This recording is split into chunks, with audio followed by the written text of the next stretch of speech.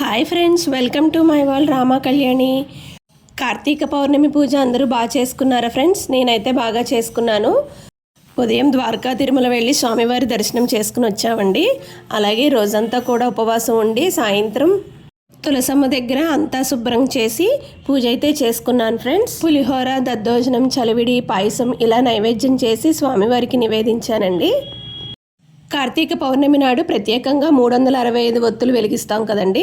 అలాగే నేను ఆయన ఇద్దరం వెలిగించాము. పిల్లల పేర్లు కూడా చెప్పి దేవుడి దగ్గర వెలిగించామండి.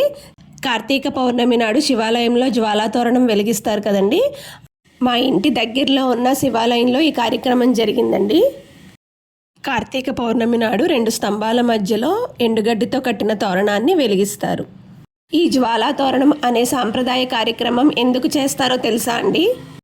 ఈ జ్వాలాతోరణం కింద నుంచి నడిస్తే పాపాలు తొలగిపోతాయంటారండి. మా ఇంట్లో పూజ అయిన తర్వాత నేను ఆయన కూడా గుడికి వెళ్ళి ఆ శివయ్య దర్శనం చేసుకుని వచ్చామండి. Please like, share and subscribe my channel friends.